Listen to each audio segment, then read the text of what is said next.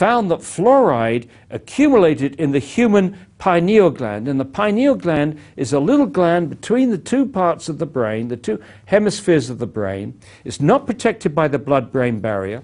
It has a high perfusion rate of blood, and it also is a calcifying tissue like the teeth and the bones. And so this researcher hypothesized that fluoride will be attracted to this tissue, this little gland, like a magnet. And sure enough, when she investigated, the average level of fluoride on these little calcium hydroxyapatite crystals was 9,000 parts per million, up to 21,000 parts per million, which means that this little gland has a higher concentration of fluoride than any other tissue in the body, including the bone. This researcher, Jennifer Luke, also did animal studies, and in the animal studies she found that fluoride lowered the production of melatonin, the hormone that this little gland makes, and incidentally it only makes it at night, the hormone of darkness. This pineal gland reacts to light. Descartes called it the seat of the soul. Not only did it lower melatonin levels in these animals, but also shorten the time to puberty, which is absolutely consistent. Melatonin is thought to act like a biological clock, involved with timing of puberty, timing of aging, timing of jet lag and sleeping patterns and so on. Controls all kinds of things. And what they think happens that with the child, at birth, the melatonin levels are high, and with childhood they gradually lower, and at a certain point, the lowered melatonin levels trigger the production of the sex hormones, leading to puberty. Ironically, that first study that was published, which I already referred to in the bones, also recorded that the young girls in the fluoridated community, Newburgh, were menstruating on average 5 months earlier than the young girls in the non-fluoridated community. Now, they didn't think that was significant at the time. Now, with Jennifer Luke's work, it is clearly takes on a new perspective. Kids now are reaching puberty 7, 8, 9. It has people very, very worried. But once again, the fluoridating countries have made absolutely no effort to reproduce Jennifer Luke's work. And it's not difficult. They could have done it easily. The Department of Health and Human Services has adopted to this, quote, sacred policy of fluoridation is to deny, critique the methodologies, but don't attempt to reproduce the studies. If you don't look, you don't find.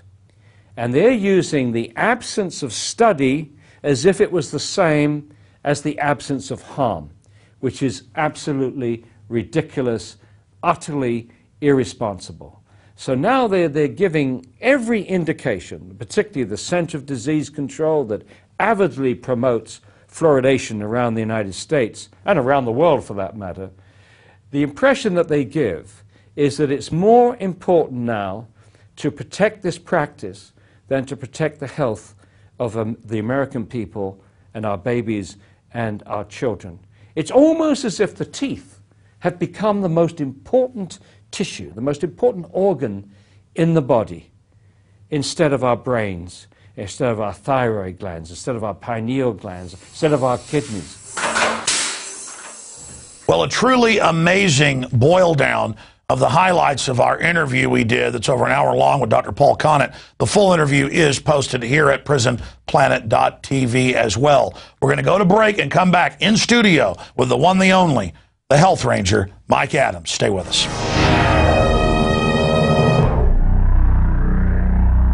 Obama is notoriously a liar.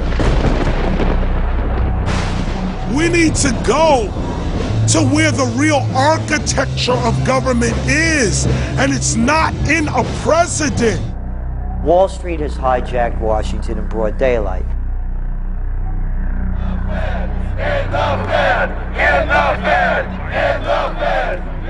Well, Obama's already fudging.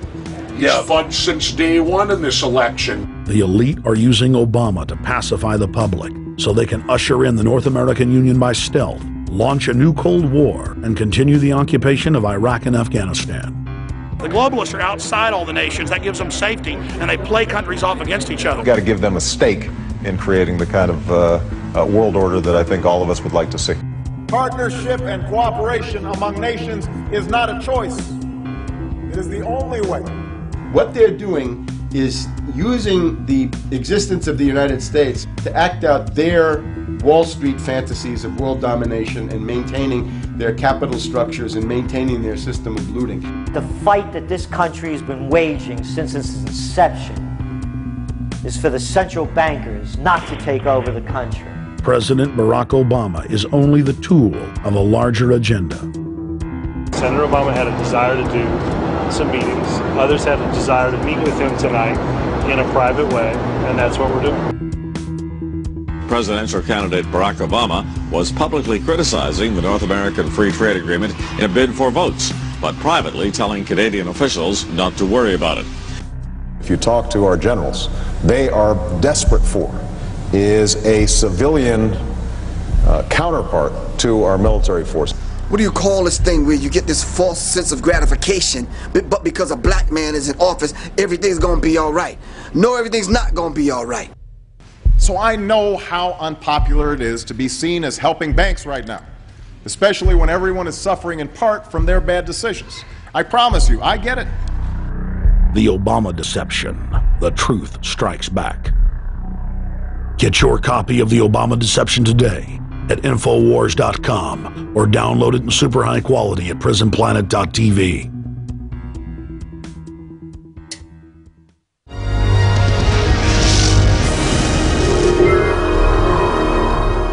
We are back. It's InfoWars Nightly News on this September 29th, 2011, Thursday edition. And we've got such an incredible amount of health freedom news right now that I wanted to get Mike Adams of naturalnews.com, the health ranger, here in studio to recap the incredible last few days. Their confirmed report with the letter from the Department of Health and Human Services calling up, basically harassing people, asking them if they've had their shots. We've got a judge in Wisconsin ruling that you can't grow your own food or have your own cow for your own milk, saying the police power won't allow that. Just incredible. And we have other things happening. Like Chuck Norris coming out and saying GMO is dangerous, it should be labeled, and the reason that's important is he's seen as kind of a right-wing figure, and they tried to make it left-wing environmental stuff, right-wing, other issues. The point is, this affects everybody, and I've noticed that the environmentalists, I want to cover the Chuck Norris thing first with you, Mike. The system is great at controlling the cancer associations to never look at all the real cures and treatments. Or they're really great at having government institutions and groups that look at missing children. And then you find out that's so DynCorp and Halliburton and the UN can actually run the kidnapped kids and not get in trouble. So the criminals tend to try to lead the resistance to themselves. And they try to make it a liberal conservative issue. They have the environmentalists going after carbon dioxide that plants live off of, and that is 0.0360% of the atmosphere, and is very low right now. But then they want to ignore toxic waste dumping, Fukushima exploding like 100 Hiroshimas or Nagasaki's, the biggest nuclear disaster in history. They don't want to focus on GMO. We are biological creatures that were developed on this planet through a process, and now we're not supposed to even debate hundreds of companies randomly splicing everything, and in all the studies of the GMO, it's causing sterilization in the rodents. All the health problems that mirror that happening in our populations.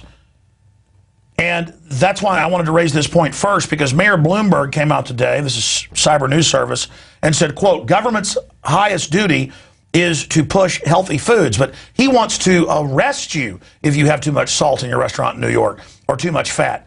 But see, that's a red herring. Sure, those things probably aren't good. It's, the government's going to protect you from things, but we say GMOs and vaccines are good. So again, they're trying to lead the opposition. And this is a central point for me that's really key to understanding how they co-opt reasonable environmentalism, turn it into a carbon tax. Or they co-opt concerns about really unhealthy food we're being fed, and they're actually got us distracted off into fats or salt.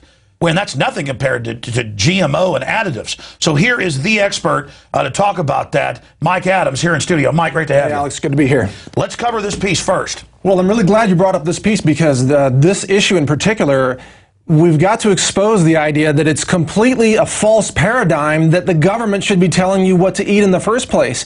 We've got to get the government out of the way of these processed foods and to stop subsidizing corn syrup, for example, stop subsidizing sugar.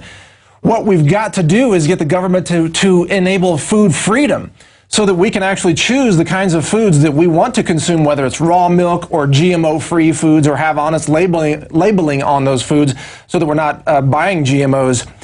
What Bloomberg is saying is that the government should be telling us what to eat and what not to eat. And if that happens, we're going to get a distorted message that is hijacked by industry, and we're going to end up with very unhealthy processed dead foods rather than healthy foods anyway. So Bloomberg is wrong on this count. We got to get back to freedom and liberty about foods, not government telling us what to eat. Mike, Chuck Norris is making the point that we at least have a right to have GMO label, but government, whether it's salmon that's been crossed with insects or whatever the case is, they don't want us to have a right to know if milk has growth hormone in it. Obviously, Big Pharma that's created this modern Frankensteinian type system, they know what they're doing. But from your research, what is GMO doing to people? I mean, looking out there to TV land, tell folks what's in the GMO.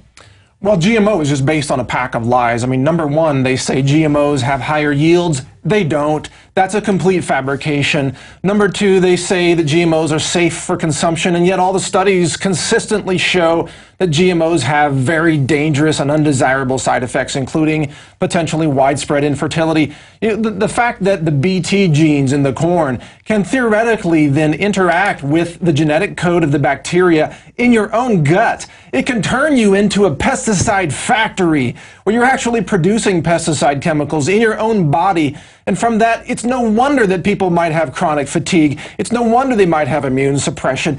I mean, people often, they wonder, why do I feel so sick, or why do I feel so tired? GMOs could be a very key part of that answer. But ultimately, Alex, this is about it's a campaign of ignorance that the industry is trying to push on the American people, to say that you don't have the right to know you're eating GMOs. The FDA and the USDA, they don't want them labeled. They don't want you to be able to read a label and say, oh, is there GMO in this food or not? And even Whole Foods has not taken, in my opinion, enough of a stand to say we're going to eliminate GMOs from our stores. But I think this is going to change, Alex.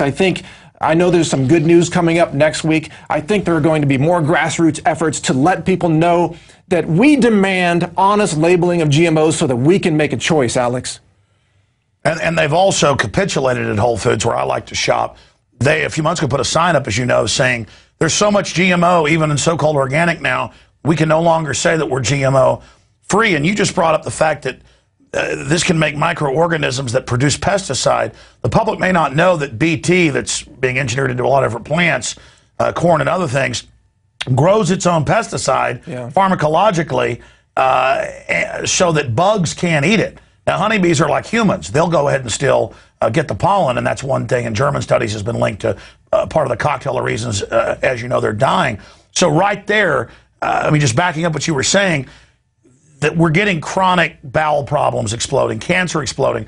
I mean, if you look at the countries with the GMO, they also have the highest vaccination. North America, New Zealand, Australia, highest cancer rates. You can follow these maps and you can see that what's happening in the lab animals is also happening with humans. The problem is you can test the life cycle of a rat in a year or so. With humans, it takes 20, 30, 40, 50 years just to see generationally what's happening, but we're already in the first generation mirroring the reduced fertility, the increased cancer in the first generation. But as you know, by the third generation of these major studies that multiple governments and institutions have done, by third generation, rats, guinea pigs, mice, near total sterilization, all sorts of mutations. My God, I mean, this is incredible. Yeah, it's like we are living out a ticking time bomb, a multi-generational time bomb. And there's even more to it than what you just said, Alex. Remember that these biotech companies are running experiments with injecting crops with genes to grow vaccines. So if they take this to the next logical step, which they do because they always push it too far when they're playing God,